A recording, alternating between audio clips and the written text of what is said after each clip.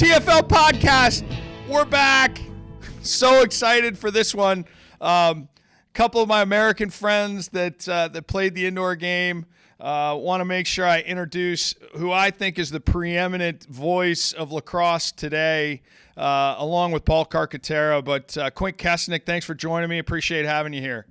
Thanks, Steve. Excited to kind of throw it back, 20, 25 years or so. 25 years. And the illustrious Paul Cantabene, who, along with Jamie Hanford, probably the two best face-off players that set the stage for face-off battles that were unbelievable in the early days of our indoor game. Paul Cantabene, coach of Stevenson Lacrosse, welcome to the TFL Podcast. Thanks a lot. Thanks for having us. I'm excited to be on and share some stories. And it's been a long time. I had to kind of go back in the memory about how far ago. I think I only had about 20 concussions during that time. So I had to kind of bang the head around a little bit to try to remember some of the things, like getting stitches on the bench, or getting knocked out and not missing a shift. You're fine. That's very Canadian of you. Back out there. Stitches on the bench. Very Canadian of you. I brought a prop because I've been moving and whatnot, cleaning out a storage facility. I found this. I'm putting it in my office now. Was the 1998 championship the greatest game of all time? Look at that. I think it was the greatest fourth quarter and overtime of all time. But I'm not sure Bill Tierney shares that. Was it 9-1 or 8-2? We went to commercial break, and I remember saying to Leaf, what are we going to do? This game's a dog. We got to start filling here. What are we going to talk about? I think it was 8-1 or 8-2 at that stage or something. It was 13-2. Going into the fourth, it was a 10-goal comeback. I was in a bar with Dave Petramala. I think I remember somewhere we might have had a game. Up in Rochester or something. I remember in a bar watching that game. All of a sudden it was the game's over, 8-1, 8-2, no big deal. All of a sudden then everybody's panicking. All of a sudden 8-3, 8-4, 8-5. It's what is going on? Rodney Tapp. That's what went on. Yeah. Rodney Tapp. And they had to bring in Wade. I think Wade had to come in and take a few face-offs to help because Jacobs wasn't winning them. Peter right? Jacobs, absolutely. Myself and John Grant Jr. started that game, but we didn't finish that game. Ultimately, we were on the bench by halftime pouting, and it's 13-2 through the third quarter. And I had Junior on the show early on with Casey Powell, and it was kind of funny because they were talking about how that momentum was going on either side of the benches, which was a fun dynamic. But I got to tell you, we were cheerleaders by the end of it, and Junior and I still talk about that and talk about us pouting. I had a great tournament, but ultimately had to shut off and couldn't play because, Gary Gate was better. Right. Just a tad, right? I still remember, wasn't that a John Tavares one more to Tommy Marichek the tie, but John shot it? Or something like that, a breakaway late, he had to go, and Tommy's wide open, but Tavares shot it, and Sal saved it, that was it. It was really close or something, right? That was regulation. That was the end of regulation. That was regulation. There you go. Yep, that's right. Stevie Toll had a almost breakaway in overtime to win it, and man, greatest game ever. But yeah, Lee Felsmo. Hey, Quint, does Lee Felsmo belong in the National Lacrosse League Hall of Fame? Oh, NLL Hall of Fame, absolutely. Doesn't he? I think so. I saw Leaf 2 weeks ago for the first time in 15 years. No kidding. Yeah, I did. I hadn't talked to him. I hadn't emailed him. I saw his son when I was out at Stanford. I communicate with his daughter every now and then. And he wants to get in he wants to get in the U.S. Lax Hall of Fame. And he deserves to be, man. If you think about lacrosse does not get broadcast if not for Lee Felsmo. No, he gave me a list. We talked about a list of about 15 firsts. First, director of broadcasting, these national broadcasts, the World Games. Not only was people just thought he was the announcer. He actually put together the whole thing. He packaged it. He sold it to HTS. He sold it to MSG up in New York. So behind the scenes, he was doing a lot more. The announcing was just a little cherry on the top. And that's how the knuckleheads Beaner and I. The knuckleheads Beaner and I just thought he coined the phrase "rip and rope," and we just thought that was dumb. He's got rope. Is it rip and rope or he's got rope? He's got rope, rip and rope, whatever. And we thought it was dumb, but nobody understands the background of Lee Felsmo and intertwined in the broadcast history of sports. Quint, you could probably attribute your career and an amazing career it is with ESPN and a lot of other sports to getting involved with Leaf early on, right? Well, 100%. I mean, I don't know how. I mean, I was doing some Hopkins radio, and then that segued to HTS. But then we crossed paths in the MILL Game of the Week on ESPN2. They needed an extra announcer, so they brought me and Steve Mason in for a tryout in Philly. And I knew all the players like blindly, because I'd been watching the game, and so I got the job. And that was a Philly game at Boston in the old Boston Garden. And from that, they're like, "Oh, why don't you join our crew with Christy Lee and Leaf?"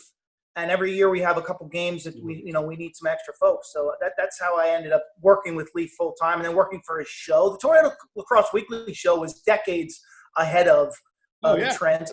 Leaf was a true innovator, and I think a lot of times he was so far ahead of the curve.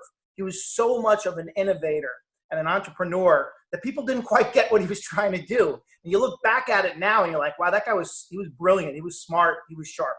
Christy Lee knew all the players too, right? Yeah. But he's like the first guy to do it, right? There's like nobody else on doing it, man. He's like the guy Lacrosse. You thought of Leaf, like he's the guy covering Lacrosse. He's the one you got to talk to Leaf. He knows everything, He was the guy. I remember growing up watching that, like that's Leaf. Wow, that's really cool, right? Yeah, it was Chris Fritz, the Eagle League, which was basically a league that was based around events in Philadelphia. Led to the MILL, I guess, when they realized if we have an event in Philly, a couple in Buffalo, next thing you know, we can build a league around it. Leaf was very involved with that right from the start. Yeah, no question. He was innovator is a great word. He man, you look back and we did a show, Washington Power weekly show that you were involved in, that he was involved. That was, I mean, there's no other NLL team, bunch of NLL teams are doing that now, streaming wise, right? Using social media as their platform. But we were broadcasting that weekly and it unfortunately nobody watched it and nobody ever came to our games, but we put a great show out. Yeah, we had to use a lot. We had to use a lot of the beeps because of Darius Kilgore. And wow. Leaf was selling ads too. I mean, he was out there, dealing with the lacrosse sponsors. Obviously, Toyota was good to him, but then the non-endemics. He was always trying to get, the Coca-Colas, the Home Depots, and Bud Light. Bud Light. Yeah. Yeah, Anheuser-Busch. Paul Cantabene, who put the stick in your hand for the first time? Who put my first lacrosse stick in my hand? A red Magnum with a silver shaft and brown leathers. It wasn't a Woody? It wasn't a Woody? It wasn't a Woody. So, no, that was my first Magnum. My brother Chris went to Syracuse. And so when he came back, I think it was like 85, he came back, or 86, and he came back and had a stick for me and my brother. My brother got the blue Magnum. I got the red Magnum. And that's how it kind of started. So, and I didn't really start playing lacrosse until my first year playing. I was in 8th grade. When I first started playing lacrosse, and the only reason I kind of faced off was because we had another big guy named Xavier Mockley who was on the South team in my town, and I was on the North team, and nobody wanted to face off against him because he was bigger than everybody else. And I was like, I'll do it. And so I just ran out there. I was like, I don't care. I'll face off against him. I didn't know what I was doing or anything. And I went out there, and I won a face off, and they go, hey, go ahead and do it again. And I won another one, and that's how I started facing off. That was as simple as that. So my brother did it. It was great. And my first time, I think, throwing with a stick, I damaged my Aunt Linda's car because he brought it to Thanksgiving in New Jersey, in Livingston, New Jersey. And I was outside throwing against the wall, and I pinged her car hard. So I had to kind of fess up to that. She wasn't happy. But that's when I started. So, yeah, it was a little red Magnum. I still think about that stick every once in a while now. This is how he started out, Hey, Q, so – you grew up Long Island, right? Were you a little brother? Is that the obligatory story of a goaltender that was a little brother, got shoved in goal? Absolutely, 100%. They're 8 and 6 years older than me. I'd watch from the window. They'd come inside and be crying. They're like, okay, come on out into the goal. Whether it was hockey in our driveway or in the backyard, they put we didn't have a chest protector. They taped up a Long Island Newsday newspaper and hung it around my protector. That's awesome. Gave me a helmet and a stick, and so I was lucky. Our town had a really good rec program that it was started in the 70s that produced some real players. It was cheap. It was just you played with your friends right from the start. Scott Hiller actually was on my original rec team. His dad would drive him. His dad was at Hofstra, so we drive over to our town to play, and that was a good start. It was real wholesome. It was just natural. It was, again, you're playing with your friends. Yeah, some of that lost today in the club systems around the country and the pay-to-play process. And unfortunately, we need to get back to, just my personal opinion, but we need to get back to community-level lacrosse, and rec lacrosse as the entry level to get into our game is vitally important. It's really hurt lacrosse all across the country a little bit with that. Like in Long Island, all the club teams are starting to do events during schools, and some programs are really struggling to even get kids. Like Baldwin's struggling to even get kids to field the team right now, for example. Wow. So it's really hurting it all together, and it's also putting parents, you think about it, in a really tough spot because you want your kids to play multiple sports, right? So you want to do that. Now you have to choose what sports to do over the summer. And can I go on vacation because this club team has got practice all week? I got a tournament this week, and I got to spend $2,000 to take into a tournament in Maryland. Now we can't go on vacation. It's really hard, the amount of monies that they're spending now on club teams. So I'm with Quint. Quint's talked about it a lot. Like, rec lacrosse has to come back. My son, we live in Seven Valleys, Pennsylvania. He plays rec lacrosse up here. We make him do that. It's not great, but he's playing it, to do it better, to learn and do that way. And I think that's better if you start getting back to the grassroots of it than going to more of the corporate vision, because, I think youth lacrosse is so corporate now. Well, the beauty of my mom took $25, and all we needed was a stick. Our rec program gave us everything else. They had the helmets, the gloves. I remember the first person I saw online was Greg Cannella, who's 4 years older than me. He's a Limburg guy. He, head coach at UMass now. And I remember he was like, I must have been nervous because he says everything will be all right. And I think our moms were friends. So I think my mom said to his mom, like, I think Quint's kind of nervous. So Greg comes over and puts his arm around me.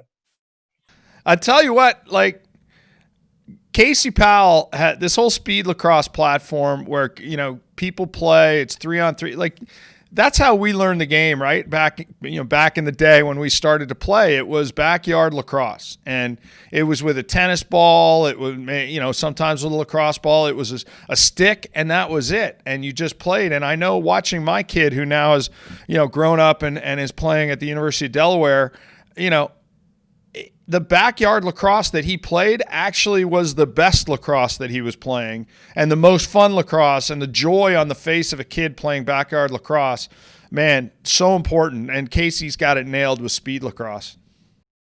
No, I agree. I mean, the converse of that, Steve and Paul, my daughter's soon to be 11.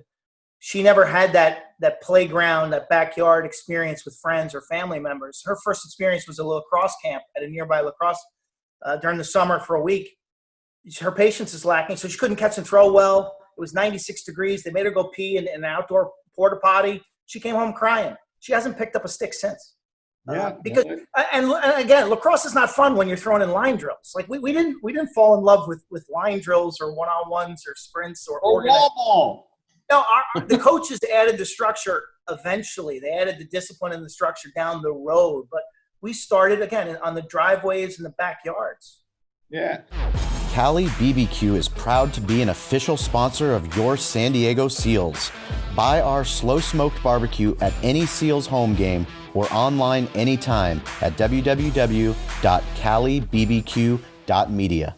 So, hey, you guys walked into, an MILL locker room in sometime in the 90s. Beaner, tell me about your first experience walking into the Baltimore Thunder, which you probably didn't have a locker room, but your first practice facility that you walked into. Tell me about that.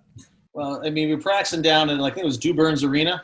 That's where we used to practice down there. It's still there, right, Quint? Down there in Canton, I think, down that direction. Yeah. And we used to practice down there, but it was different for sure. I came from like Loyola College. Okay, let's go and do this. And remember like Butch Marino and Timmy Welsh and Ronnie Klausner. I mean, it was and Lou Gotti. You had all these guys. There are these huge personalities. I mean, I remember my first practice. I think Butch Marino was threatening me because I was playing too hard. He's like, "Stop it! What are you doing?" He's like sitting there. Go, next time you're in the corner, I'm going to kick your ass. I go, oh, "Okay, all right, I'll pass you the ball." All those guys. It was great. Jeff Jackson, I remember he was really good. But there's also some great guys, like Brian Kronberger and Bobby Martino and Timmy Horms and Jeff Closden. Really good guys. I think. But it was a different atmosphere. Guys are just, kind of showing up. Ronnie Klausner's got like his shirt off and can't stop talking for, an hour. He's yelling at the coaches about things. I'm like, I don't know what's going on out here. I just want to play some lax. Jeff Closden. Yeah, it was great. Tony Millen, it was just nuts who we had. We had a great field team. We weren't so good in the box. Q, I want to ask you, because you had a unique experience. I mean, you came from an All-American goaltending background, Hopkins, which is the storied program, the revered storied program of Johns Hopkins, an outdoor phenom, All-American goaltender, and you decide to play defense for the Baltimore Thunder after being, early on in your career being, a sideline reporter, and you decide to go do this. Like that was, I mean, the essence of our pro lacrosse is we're kind of all things, right? We were all trying to make a living doing something, and at the time, and lacrosse was just a supplement. But tell me why you jumped in to play defense. It's a long story. It's the first experience. I was drafted by the Pittsburgh Bulls at Hopkins in the third round as a goalie. They didn't necessarily. They didn't make it easy. I had no equipment. I had no experience. And their leadership didn't really foster that. So I never even showed up. I never tried out, nothing. So here we are in 1995. The TV starts. They put me down on the bench. That was my first indoor game. And I'm sitting there on the bench saying, holy shit, this is unbelievable. This is great. I mean, this is awesome. And at that stage, it was in no way in my mind would I ever play. These guys are crazy. They're big, fast, strong. It's not my game, but wow, this is fun. So at the same time, I joined the Baltimore Indoor Lacrosse League, that fall league that they had down at Dew Burns. Still going. Yeah, and that was a great experience where I could play field, I could compete, and gradually I built some confidence to the point where when Dennis in '98 was like, "Yeah, we need guys at practice. We need to." So I show up at practice in '98, no real equipment. They kicked the shit out of me. I can't catch because I'm so used to a goalie stick. I was weak. I was out of shape. I remember Jeff Closden, one of the last practices. Kip folks used to just annihilate me. But then Closden, the last practice, cross-checks me in the head. My helmet comes down, cuts my eyebrow. There's blood all over my face, and Tucker calls practice. I remember walking out of there. I'm like, this is not going to be my last practice. What I am coming back next year to try to get that mother. I'm getting Closden. So a lot of my motivation initially was to get distribution on a decent friend, Jeff Closden, who was my teammate in outdoor club. That is fantastic. Don't take it personally, Quint. That happened all the time. You get practice, you go after one guy, you get mad at one guy. We all went after him. Remember, poor Ricky Freed, we had him. He was on the team, and for some reason, somebody didn't like him, whatever the reason was, and we're killing him. So anytime the ball went near Ricky Freed, everybody ran to it in the ball, and he'd get killed. But behind, we'd be bouncing the board, and after practice, what are you guys are a bunch of jerks? I go, it wasn't me. He told me to do it. It happened all the time.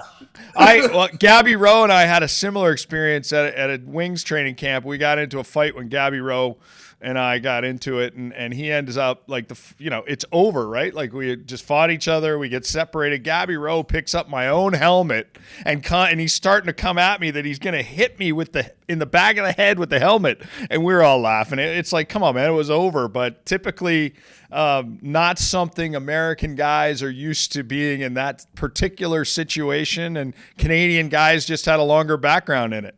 Right, you're right, absolutely right. Remember, you're in the box, you get into a fight with somebody in a game, then after the game, they're like, hey, great throw, man. Want me to buy you a beer? You're like, no, I hate you. I want to kill you. What are you talking about? He's like, no, man, let's get a beer. That was a great throw. You got me good. Look, hey, let's eat. Yeah. Let's go get a beer. I'm like, okay. Hey, Beaner, tell me about the tryout process, because, how did the word get to you that you made the team and that you were now illustriously signed to a contract and were a pro athlete? I got drafted by, I think Russell was our general manager, former judge, and in Baltimore, he was the general manager of the Baltimore Thunder then, and I didn't even really know anything about the MILL, the mill, or that whatever it was called during that period. I didn't really know about it. Coach Cottle just called me up and told me you got drafted, and call Russell here, he'll let you know. And he goes, okay. I called him, and he's like, yeah, we have practice here. Kind of come on down and do it. And kind of did that. And it was really interesting is that it's really kind of like the good old boys club, really. The guys who know they have spots on the team, they're kind of doing their thing, and they kind of know it. If you're a nobody like me, you really got to do something special in order to make the team. So, my goal is just to play as hard as I possibly could, and if I can make the team, awesome, to do that. So, but I was lucky enough to have, I think Bill Durgel was on that team that year. Bill kind of knew me through Loyola and coached me at Loyola, knew about me. So he put a really good word in, for me to make the team that year. And I was lucky enough to make it through that. But it's different. Like, I didn't know how to set pick and rolls. I didn't know how to play defense. Some guys jacking me in the head, and I'm like, what are you doing? He's like, this is defense, dude. You're fine. You don't know any of that. You know what I mean? It's crazy. It's such on the fly learning. But for me, I love the box game. I love playing it. I love the toughness of it. I love that it was a different game than the field game. So when box season came, I loved it. I had a ball playing in practice. I always played hard in practice. I loved it. And so I really enjoyed the game. We picked it up rather quick, especially how to play defense, ground balls, and all that kind of stuff. I loved the transition. I thought that was the most fun of the part of the game, to get out and run, because most of the Canadian teams kind of played this, they were playing the offense, defense. So I was always lucky enough to get out and be able to run a little bit and do that. But I also learned a lot of lessons on the fly. I remember Darius Kilgore killing me one time. I remember playing he played for Buffalo, I believe. And all of a sudden Bobby Martino got, cross-checked into the corner. And so I went in to help him out. He's starting to fight. And then I get pinned against the boards. I'm up like this. I can't move my arms. And a hand comes up my mask trying to face rake me. And so when he does that, so instead of letting him do that, I bit him, whoever it was. And then all of a sudden you're coming out, there's a guy going like this with his hand all hard. And I turn around, it's Darius Kilgore. Wrong I'm guy. Oh my God, the scariest guy in the world I just bit. And he's yelling at me to the penalty box, telling me how he's going to kick my butt next time the door's open. And I'm a rookie, and I go, I'm like, sorry. You know what I mean? I'm like, Generally, by the end of your career, you were known as a giant prick. Yeah, pretty much. Yeah, pretty much. But like the game today, the influence of box lacrosse in the game today, and we don't talk a whole lot about current events and all that fun stuff, but you see it all the time, I believe. Like, box lacrosse is permeating throughout, even with the American kids that are beginning to play it, and permeating throughout the college games specifically. Yeah, I mean, the flow of the game and the sets, for kids, it's great. There's 5 players in one ball. You get double the touches. You get double the shots. You get double the dodges, double the defense. It's just a lot more reps instead of 10-on-10 standing on this giant field doing nothing. So it was good for me because I couldn't catch. So when I missed it, the ball hit the boards and I could get it back without running after it. That's my theory on why Americans are better athletes than Canadians. Canadians have better sticks because when they miss it, the ball comes back easily. But Americans have to go run to get it, so they end up having more athleticism. Paul, talk about the face-off. How is the face-off different from you in field to box? It was just the way the guys who face off Canadian wild are just different. They're all rake guys and stuff like that, and there was really no rules. They were just like, there's a little circle. They put the ball in. It was like a little circle. They put the ball down, and then they just blew the whistle. So there was really no rules to it at all. It's really more of a free for all. But it was also very unique because when you turned around, you had somebody in your face. You had to really be much smarter where you put the ball and put it out in order to do that. And winning a lot of face-offs for more American teams was very crucial when you played the game because, the Canadian teams we played like Toronto or whoever, Buffalo or Rochester, more Canadian oriented, they were really good in the 6-on-6 and scored a little more frequently. So we needed more possessions on the American side. So, but it was different. There's no doubt that, how you can put 3 guys back, you can put 4 guys back, 1 guy facing off. The strategy in indoor was interesting. I remember playing in an all-star game up in some casino in Connecticut, and we're playing, and we only had 11 guys. They have a team now. Some contract dispute. It was 11 against 16, and we were facing off, and I was winning all the face. I remember Dougie Bartlett was the coach. God, I think he passed away, I believe. And, I go down and the guy just cross-checks me right in the head and I go back. And Bartlett just goes, sorry, we had to win 1 face-off. He just took me out. And I was like, all right, that's cool. It's an all-star game, but I'll take concussion 21. No big deal. So keeping in the face-off discussion and in the news recently this week, Q, what are your thoughts on the face-off? Because I know Beaner has a lot of them, so we'll give you the chance to talk about it. Paul's more qualified to talk about the tactics and the technique. At Paul's era, there were guys who stayed on the field and actually played lacrosse, and I have a lot of respect for Jamie Hanford, Paul, Rodney Tapp, Kyle Harrison, Peter Jacobs. These are real lacrosse players. I love face-offs, and I love those guys and the impact that they can have on a game. I just don't like the guys who face off and run off the field and don't play any offense or any defense, and the same guys who use illegal equipment in like big Team USA World Championships and then are leaders of their position. I have an issue with that. I don't think that there's integrity. And look, I want to win as much as anybody else, but you got to know the example you're setting when you're that type of person. So I'm all for face-offs, and I'm all for guys being really good at face-offs. I just want them to play lacrosse. Yeah, no, hey, good point. And we obviously, our careers, the three of our careers in this game has crossed paths with a number of players that, on small NLL rosters, you couldn't have somebody that was just simply a Fogo. And Jamie Hanford's a good example. Paul, you're a great example, a better example than Jamie Hanford because he was a bit of an egg and spooner. But we had him on the show earlier, and Jay Jalbert skewered him about it. But at the end of the day, like Beener could actually pick up the ball, go down and score. Jeff Snyder could actually pick up the ball and go down and score and contribute. And was you didn't want Jeff on the field just because you didn't want Jeff on the field, not because he wasn't a good lacrosse player, just because you didn't like him. But at the end of the day, Beener, I know you have an opinion about face-offs, but well, the face-off, it's always going to be an issue. Coaches just can't help but get over it a little bit. And it's come a long way. And I do agree with Quint. We'd love face-off guys to do more.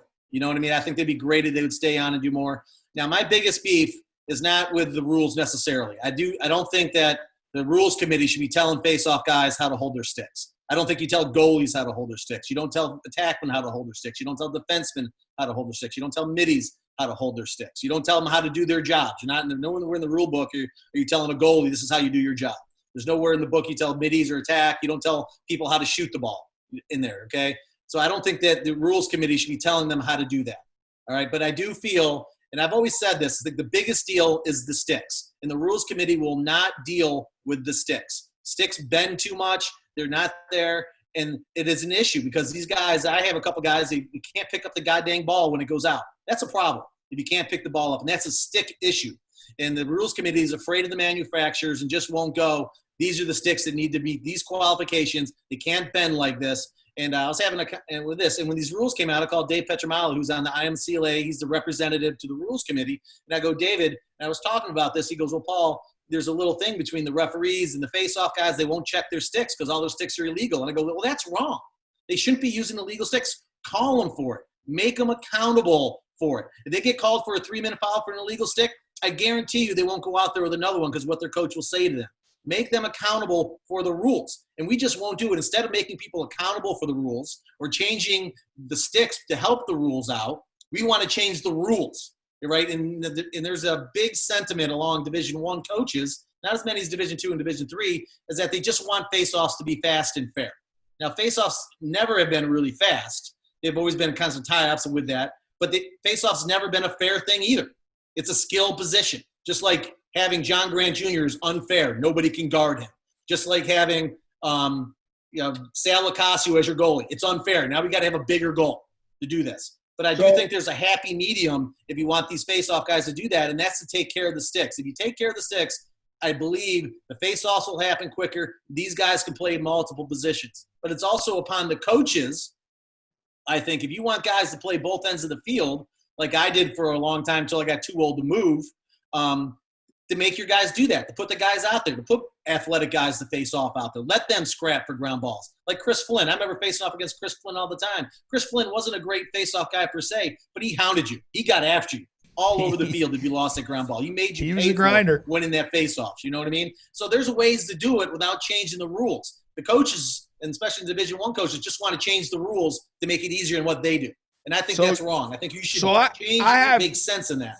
I have two ways to face off that I don't think you'll agree with, but I want to try the pneumatic tube of roller ball that shoots the ball into play at two guys that are and they just kick the shit out of each other to pick it up, or the bubble hockey where the ball drops from like way over your head, maybe like a drone, an Amazon drone drops the ball into play. Those are my two great ideas for the face off. Was it? No, was you it don't like like Battlestar Galactica or something like that? Was it like the big sport of Battlestar Galactica? They drop It's it down? easier in indoor. You just drop it out of the scoreboard. The old XFL. Let's do Yes, I love it. A quick break. This episode is sponsored by Manscaped.com. Manscaped is the only men's brand dedicated to below-the-waist grooming and hygiene. If you've been listening to our channel for a while, you know that we are big fans of Manscaped and their Perfect Package Essentials Kit, which is the world's finest all-in-one manscaping kit that makes manscaping safe and easy. And just when you think they've got it all figured out, they take it to the next level. I'm excited to be one of the first to confirm that after 18-plus months of research and development, the new Lawnmower 3.0 waterproof body trimmer has just been released and comes with a ton of new upgrades. Get 20% off plus free shipping from your Perfect Package 3.0 purchase when you use promo code SEALS20 at manscaped.com. That's code SEALS20 for 20% off at manscaped.com. Now, back to the pod. So if you could go back in the early MILL and maybe talk about players that some people might know or not know, and I know you've talked a lot about characters, but who would you put in the MILL Hall of Fame that maybe people have forgotten about? You know, one guy, I'll take that first. One guy I thought about that I remember playing against, I had a ton of respect for doing it. He was a defensive player. That was Terry Bullen from Toronto. He was a big, 6'4" guy. Remember, he guarded Gary Gate better than anybody. You know what I mean? He used to do an unbelievable job against him. I thought he was great great in that aspect doing that. And the other guy I thought about who was great was Billy Miller, who played for the Philadelphia Wings, right? I thought Hobart, Billy Miller was USA, always an unbelievable player. Billy was the man. Q, how about you? Who would you put in there? I mean, Jim Veltman, in my eyes, for a lot of Americans, I'm not sure that he gets enough love, whether it's field or indoor, for whatever reason. But to play against him was the biggest learning experience of my life. I mean, that guy is the smartest player that I've ever encountered on the field, the most nuanced in terms of getting ground balls, holding, wrapping, the checks, blocking passes, defense, his ability to distribute the ball, just an amazing talent. I have a great. He was outstanding. My Bullen story ties to what you were talking about earlier in that fight, Beaner. Oh, jeez. So I take out the Toronto goalie. I mean, the first game of my life. I take out the Toronto goalie's legs. Can we do a little background here first? Why this happened? Remember this? Yeah. Okay, so we'll go back. Right? We're beating Toronto like 18-9. We're killing them. Yeah. Gary's got like 9 goals. Right? We're playing them the next night up in Toronto. He's doing backbreakers. He's scoring in all different ways. Right? There's like 2 minutes left in the game. Right? 2 minutes left. It's about to end. Okay, this is good. You know, Toronto's not mad at us, really. We're all good. We're going to go up there tomorrow. We'll win again. This is going to be cool. You know, let's not do anything. We're kind of on the bench go. Let's not do anything to upset them. Let's get some started, got that, right? Quint never got that message. Paul goes down the side, then Quint picks it up. Go ahead, Quint. Paul pulls this face off, like, right to me, okay? And I scoop it up, and there's a parting of the Red Sea. I'm like, holy shit, it's just me and the goalie. So I go down. I mean, this is my first shot of my life. I don't think I had ever scored in practice. And I hit the goalie in the thigh. The ball drops right at the top of the crease. Well, as an American, what do? You play the ball. I dive at it to try to flick it past him. And I submarine. I think it was Chris Watson? Dietrich, maybe. Watson. I submarine him. His legs go out. Next thing you know, I'm being kicked into the goal and mauled by 5 opponents. Okay? I'm in the net and being punched and kicked. Okay, somehow I squirrel my way out of there. Everybody's matched up, and I sneak up the near boards. Okay, I get up to the board. I sneak up the board. There's no one. So I get up there. Tucker's on the bench, standing on the bench. He goes, "You get the F back in there. You started this." So I turn around, and guess who's there? Terry Bullen. No one would square off with Terry Bullen. Okay, he's 6'4". He's double me. I remember he takes his hand, he puts it on my chest. I go, Terry, please, I'm sorry. I said, it's my first game. It was an accident. We're going to the penalty box, and they're like, "We'll see you all tomorrow night. You wait. Your teeth are done. You're going to knock them all out." Right? So, I want to point out the end of the story is the Toronto guys tell this all the time from the other side. And so I want to the end of the story is they go into the locker room and Terry Bullen says to his teammates, right? Gary Gate had just scored 10 goals in this game. and they lose by a ton, right? And Terry was supposed to be playing Gary. And Terry turns to the locker room and he goes, "What the fuck is wrong with you guys?" He goes, "I held my guy to 10." It was absolutely classic. We go up there the next night and they beat us in overtime. It was a crazy game. There was like 1,000 penalties up in Maple Leaf Gardens. And the great part about Maple Leaf Gardens then is that there's no bench. There's no box then, right? You just sat on the bench and behind you was a fan, right? And so I remember going around the bench and I got popped. I didn't see the guy coming. I forget what his name was. A small defenseman, really good in Toronto then. He hit me. I get like 5. I get my whole top of my eye blows up. And so I'm on the bench. Yeah, I'm on the bench, and our trainer's like putting glue on me to sew my cut up, right? And a guy comes by and goes, "Hey, can you move? I got my beers. I want to get to my seat." Hey, like, I'm getting glue. Like I'm bleeding all over the place. And he's sitting there telling me. And then I remember later in the game, Bolin is like, the game's close, and they're trying to get Gary out of it. And they're scrapping, and so I'm back there. The ball goes the other way, so I jump in as well. And we all go to the penalty box, right? There's no back to the penalty box either. It's you, the security guard, the police officer, and the fans, and they're just screaming at you saying how they're going to kill you. I'm like, what is going on here? Life in the mill, right? It was fun. So Baltimore Arena, right? Talk about playing at the Baltimore Arena, like different place. I think it's called the Royal Farms now for those in Baltimore that remember it, but old barn. The barn?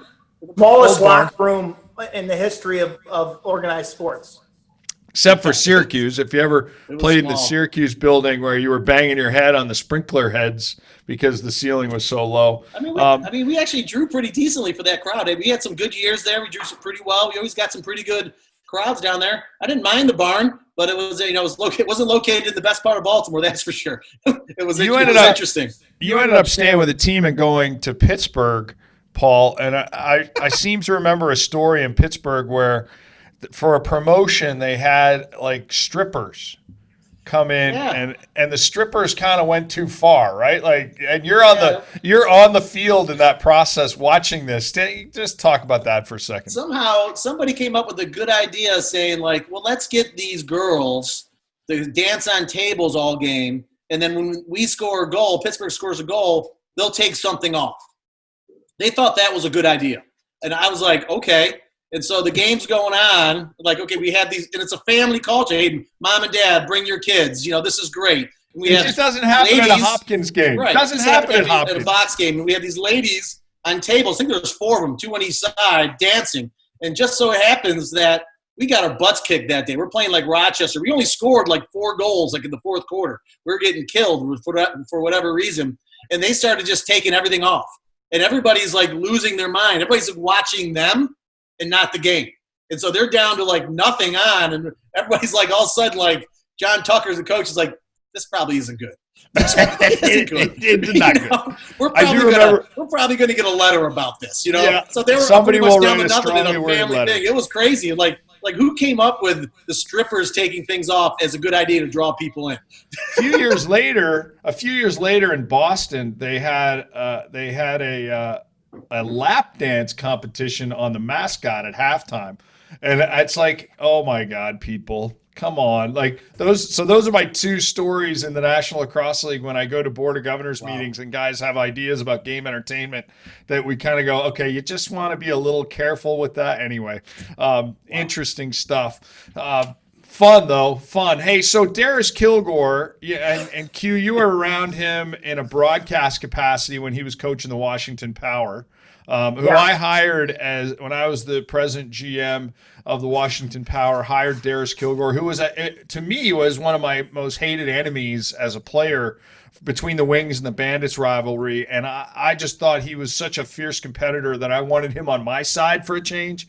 And so hired him as a head coach. And Beaner, you played for him, and Q, you were around him a lot. But to talk a little bit about Darius Kilgore in that capacity. My initial being on that bench as a TV guy, I thought he was missing a screw. I mean, the stuff that I saw him do, he was just a little off in terms of the comparison, like how emotionally upset he would get and the damage that he could do to people, all while being a tremendous player. He was a really, really good player. And then when I played against him, I was always scared shitless of him. And I tried to stay away from him as much as I could. One time I do remember I got him good. I submarined him. He went up and landed on his head. He came over to the bench. Thank God Hugh Donovan was sitting right next to me. He was like, get away from him. I'm like, thank you, Hugh. But and then as a coach, I loved him as a coach when he was a Washington Power coach, because there's a certain quality, there's a certain authentic quality that you recognize that he has, that you want to be on his team, that you know how much he wants to win, that you know how honest he is, how straightforward he is. There's no hidden agendas, there's no baggage, there's no deception. It's just like, we're going to win, we're going to play hard. If that guy gets in our way, we take him down. Foxhole factor. Right? Yeah, the foxhole factor. If you wanted to be in it with him because you knew his whole heart was in it. Darius is the only guy you had to worry more about after the game than the players. It's like, oh my God, I got to worry more about Dennis socially than the players. He was a little off key. There's a few stories you can talk about him off the field, but on the field, when I first met Darius, I thought he was going to kick my butt because I bit him. And that's the first time I ever met him off the field. He's like, Paul, I've been waiting to meet you for a long time. He goes, I really respected you biting me. Nobody else would ever do that. I was like, okay, that's great. Just don't hurt me right now. Please don't hurt me. But I always thought he was one of the smartest coaches I had, in the box. He was really kind of put guys in the right spot and motivated guys and did a lot of great things, So I really liked him. We had a couple tough half times. Like if things didn't go well, he was not afraid to get up in people. He really was able to do that. And I thought he got a lot of our teams. Our Washington Power teams were really good.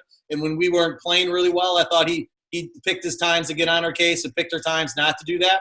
So I really respected him as a coach. Now, did he lose it at times? Maybe a little too much? Yeah, absolutely. At times that you would question what he was doing. But I liked him. I do remember you probably remember that, Steve, when we played the Hugh Donovan candy fight when we started the game with the fight. I remember going out to the face-off circle, and Huntley's like, Beener, come here. I'm like, what? I got to take the face off. He's like, no, watch this. And all of a sudden, Candy walks out there. That was him, right, Candy? And then Hugh walked out there, and then all of a sudden the face-off happened, and the sticks went one way, gloves were off, helmets were off, and they were going. And I remember, Hugh Donovan thinking, I got this guy, right? And he throws, 3 quick Hugh Donovan punches. was, 7 feet tall, and he looked like Adonis. Right. He threw 3 quick punches and hit him, and Candy was like, that's all you got? And it was one punch and knocked Hugh in the next week. Right? And it was over quick. I think that process started literally. It took 2 weeks for that process to percolate because they were sitting in a post-game party in Vancouver, and Drew Candy, who happened to be, because he lived in Vancouver or something, he was there. Maybe it was even the summertime, and they had worked on this whole process that they were going to Dave Huntley, the great organizer, right? Oh, yeah. Was going to Hunt liked a good fight. There's no he loved a good fight, but he also loved to set stuff up. I mean, we all know, God love him, God rest his soul, Dave Huntley, one of the greatest people in our game. But man, he had such a passion for needling something into existence, if you will, if he wanted it to happen. And he orchestrated that entire thing, got Hugh Donovan on the phone with Drew Candy, did he really? 2 weeks before. They were on speakerphone and they were yelling at each other and chirping each other. That thing set up 2 weeks in advance. It was hilarious. I didn't know any of that, but I can see that happening. I remember we're the Pittsburgh Crossfire, and we're playing in Philly in front of a sold-out crowd. And before the game, he's got me and Reese together going, these guys don't respect you. They're telling us how much they hate us, and they're going to go after us all this game. He goes, from the first face-off, I want to see it out of you guys. You guys, right, you're going to show me what you have. Okay, me and Reese are looking at each other like we're going to kill somebody. We go out there, and remember, he's next to Tom Ryan, and I'm next to Finneran. And all of a sudden, I turn over, and he's pulling Ryan's hair. Brian Reese is pulling Ryan's hair. And I'm all of a sudden, putting Finneran and punching him. The referee turns around and goes, hey, cut it out. Just stop it. We're not going to do this. So he goes back, and all of a sudden, Reese is doing it again, and I'm trying to get – I got Finneran on the ground. It was just like Slapshot. He turns around, you guys are out of here before the game even starts. Just cut it out. And it was all because – I run a clean game here. Right. Because Huntley got us all fired up because they didn't respect us, and we lost our minds. We're both on the penalty box 1 minute into the game. Well, For those people who don't know, Tommy Ryan at the time had big, long dreadlocks. All the way down his so back, he was an easy target. It was funny because Andy Towers talks one story about he was going to get into a game up in Syracuse, and the game was canceled because of a snowstorm. So first time Andy Towers is going to be in the lineup, doesn't get into the lineup for the Wings because of the snowstorm, but he thinks, well, next week I'm good, right? I get to stay in the lineup because nothing changed. We didn't play last week because of the snowstorm. And so, but the Wings had done a promotion for Rastafarian night, so they gave out a bunch of Philadelphia Wings hats with the hair that came out of it. So Tom Ryan had to play, so Andy Towers was out of the lineup that night. Oh. So, yeah, lots of stories. Wow. You know what? One of my favorites, the Washington Power was a good team, and it was a bunch of American guys. I mean, Gary and Paul obviously were good, and we had a Canadian goaltender, and there was Neil Doddridge and Del Halliday who was good, but that team was made up of a bunch of really good American players. Kip Fulks, who a lot of people, I look at Kip Fulks and Josh Sims as kind of this, similar characters, but Kip was a great player. Like talk about Kip, he was an unbelievable athlete. Great athlete. One of the better athletes that I've been exposed to. I remember him when he was at Maryland. He didn't have big numbers, and then he shows up at like Team Toyota in the indoor, and you practice with him, and you're like, this guy's a freak. I mean, he would like lap people in any kind of running. His intensity in practice, it was off the charts. It's one of those. I felt when I showed up for Thunder practice, like Kip was the guy you don't want to mess with because he's going 100%. Him and Tony Millen. I mean, those guys were just always lit and always ready to go. And the funny thing about Kip was he was selling these goofy shirts, these Lycra shirts out of his trunk, and he really didn't have a job. And we're all kind of like, come on, Kip, when are you going to give it up? And 5 years later, he's worth $100 million. For those people that don't know Kip Fulks, with Kevin Plank, and we were all there kind of through this process. We were demoing the shirts. We were trying them out. I still have one of the originals. Everybody like 3 shirts. Let's go, guys. Try them out. Yeah. Right. Kip Fulks and Kevin Plank started Under Armour out of the garage of one of their grandmothers down in D.C., and we were all kind of like, what do you do? You're selling T-shirts? What? And ultimately, God bless him as a sponsor of the National Lacrosse League nowadays. Man, Kip Fulks, like I said, or like you said, worth $100 million and a fascinating character and a great story of an American company that grew from really somebody's garage. Yeah, Kip, Tony, and then Rob Scheck. I mean, you think about 3 really, really good athletes. I mean, these guys could play now and compete. A funny story. Remember, Joe Hiltz was on that team. Remember that guy? Oh my God, he was on the team. I remember him. Story. We're playing we had a game. Like New York or something like that. This is before 9/11, and he bought his kids. He was going back to Canada, and he bought his kids laser tag, and he had them in the bag. And we're at the airport, all hung over, ready to get to play at 5 a.m. He broke that out. We're playing laser tag in the airport, right? At that time, running around the airport, shooting guns at each other, laser tag, and on the plane. Imagine doing that now in the airport. Doing that now. Joe Hiltz has got his kids' presents out, and we're playing laser tag all over the airport. Hiltzy shows up. We're like, they're bringing in a low lefty to work with Gary. Gary knows him. And here comes this Joe Hiltz guy. We're like, really? Yeah, he's overweight. He's tiny. Who is this guy? But his hands, he had incredible hands around the goal. He might have ended up leading the league in scoring at some point that year. The Baltimore Thunder in 1998 go to the National Lacrosse League Championship, the very first National Lacrosse League Championship, and the Wings on the other side, Gary had left, and I was on that team, and you guys were around for the 98 championship. It was the best. It was the first best 2 out of 3 championship. Yep. And the game, for those people that don't remember this, the game was played on a Tuesday night because the Baltimore Arena wasn't available the following weekend because of some scheduling glitch. So we played Saturday night, and then we ultimately went down on a Tuesday night on a bus from Philly down to play you guys in Baltimore, game 2 of the best 2 out of 3. But that Baltimore Thunder team was good. Yep, we were. We had some good guys. It was a good team. Jesse Hubbard was on that team, I think, and we had a bunch of good guys. The Philly team had Gary Martin still and the Billy Miller and that group? Yeah, Gary Martin, Billy Miller, Chris Flynn, Chris Bates, Paul O'Grady, Tony Resch was the coach.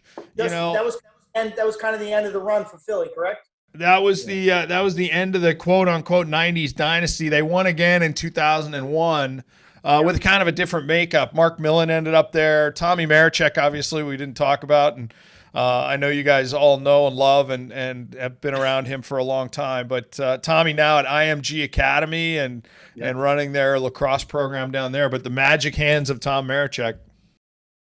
Was the 96 championship the one where Gary went off in the Spectrum? I think that was the second year. It was 95 where Gary goes off, but Paul 95. Gate in 94 scored like 9 goals against Buffalo in the Buffalo Auditorium. And I've told this story before, but they were throwing – at the end of the game, we get the trophy, and they told us to get off the floor. Don't take the trophy on the floor at the end of the game. And people were throwing like pennies at us, and I was grabbing the pennies because we only got $83 a game. So, trying to make a couple extra bucks. But, that was an interesting – Paul Gate turns around. The odd, right? Up in Buffalo, the odd. Buffalo Auditorium. Paul Gate scores like his 7th goal, and everything he's throwing is going in, and he turns around with his palms up and goes, I don't know. But, hey, you guys can answer this question. You both played with them and watched them, and I asked this question early on in the podcast in other episodes. But Paul Gate, does he get a bad rap? No, I mean, Paul's as good as there is. But Paul Gate, Gary's the Gary Gate. Right, he's the Michael Jordan of the game. Paul ends up being an afterthought. Yeah, I think it should be. Well, you go, Paul. I think Gary's just did a better job marketing himself. You know what I mean? Gary's just he was just out there a little bit more.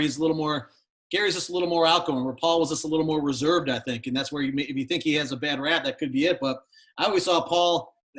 Paul shot the hell out of the ball. You give Paul opportunity to shoot the ball, he shot the hell out of the ball. Gary is just more of a playmaker. He made more things out of nothing than I think Paul did. But I mean, I thought, I played with both of them at times. When we were in the Washington Power, we played with both of them, and they were a handful all the time. And I mean, they were great. I thought they were great teammates. Funny story about them, though. I think you might remember this, Govett, is that with the Power one time we're playing downtown. We were playing in downtown DC, and they were putting the you can put mics in your helmet.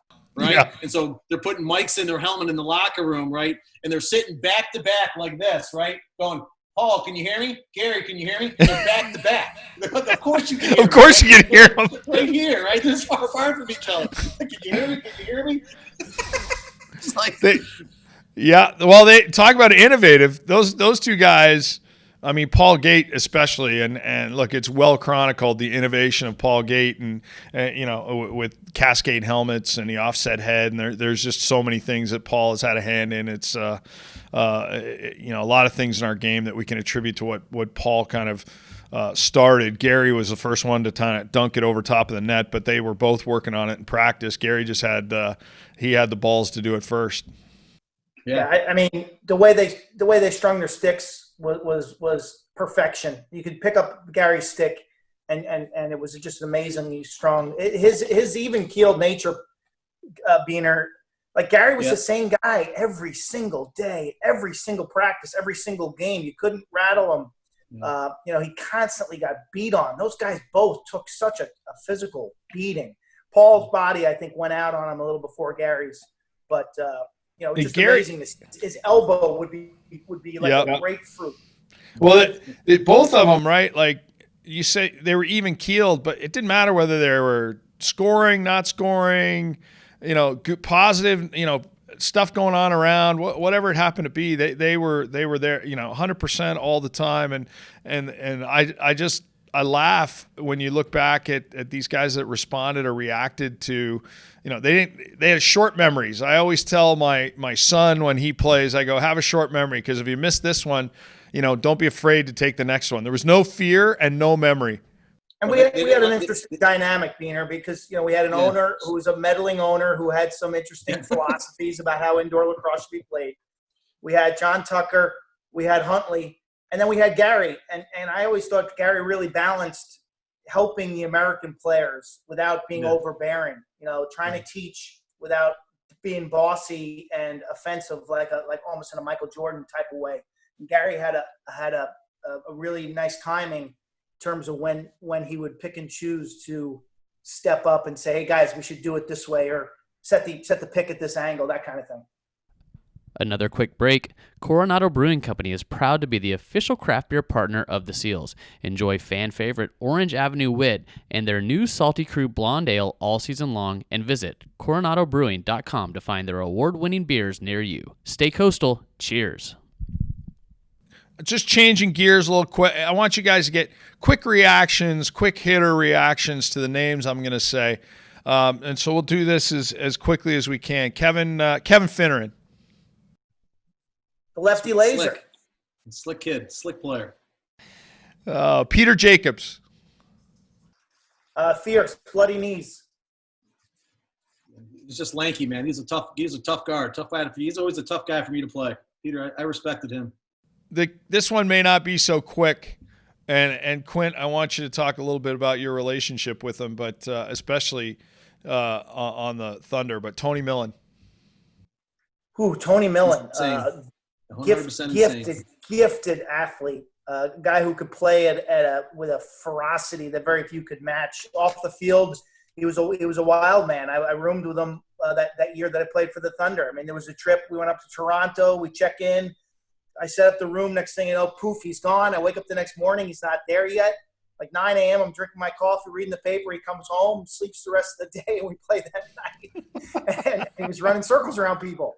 I remember one game with Tony where Dennis is on the bench because Dennis is, he's a coach, he was the owner, so he's on the bench. Tony got a penalty, and Dennis is like, you got to stop it, Tony. No more penalties. You got another penalty. Dennis is like, you're benched. You're done. You can't do that. Tony is on his knees going, Dennis, I promise I will not get another penalty. I won't get any more penalties. I promise. Right? He goes back out there like clockwork. Got another penalty. He was begging, right? Like he was literally on his knees going, please. Right. And then after the game, he got back there and Dennis cut him right in the spot. Like right there, he was like, you're done. All right, next guy, Tim Sudan. Awesome. I thought Timmy was always a great American. Awesome.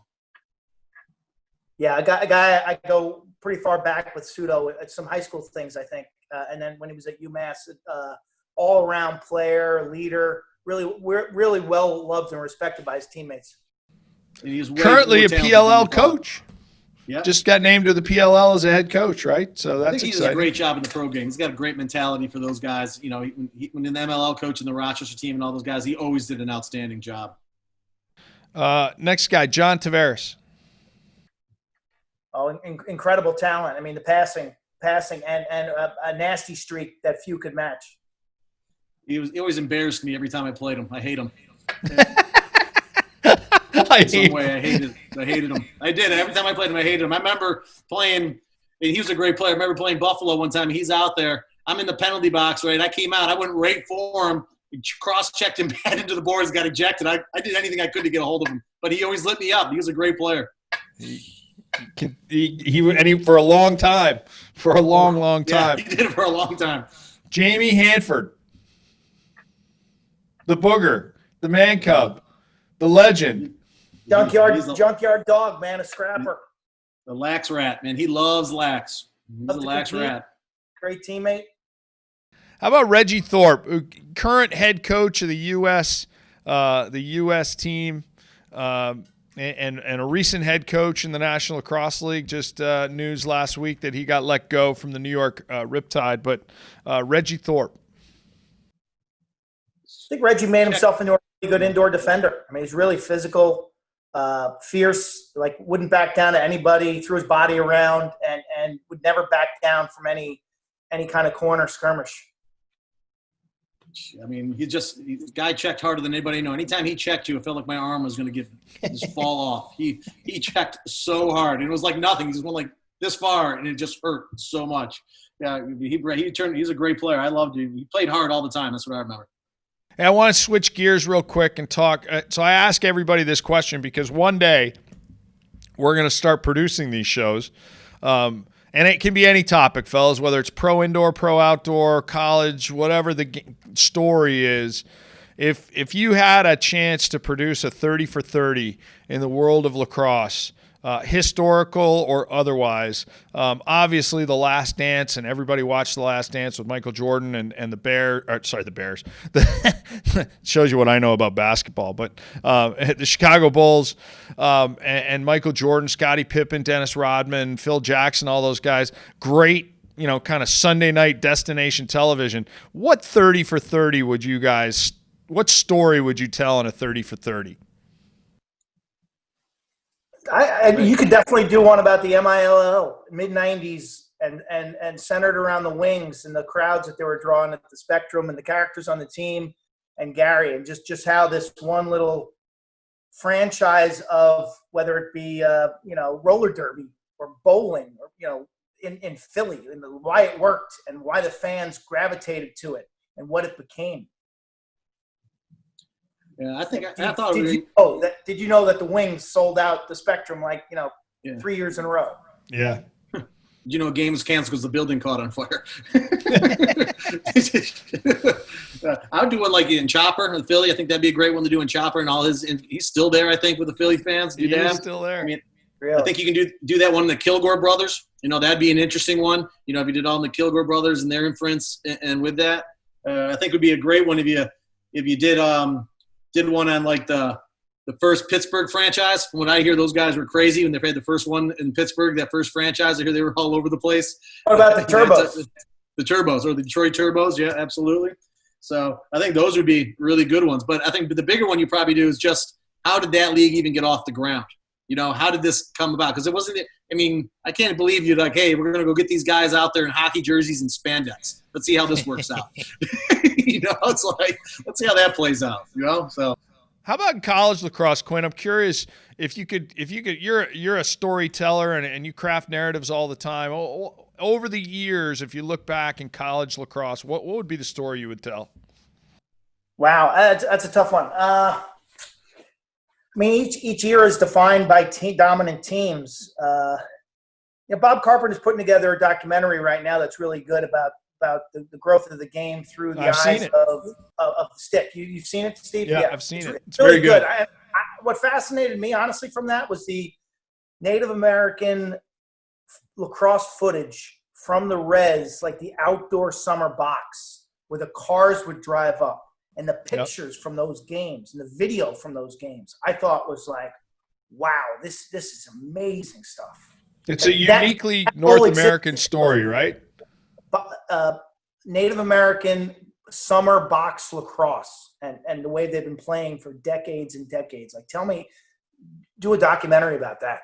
Well, I certainly have. I think we all do have a special place in our hearts for the Iroquois Nation and their confederacy and what they did for our game. I know every guy that's been around this game his whole life, like we have, has a special place in their heart, for that indigenous nation and the culture that they have brought to our game. And quite frankly, a forgotten people in a lot of areas. We don't forget them because every day we pick up a stick, we honor them.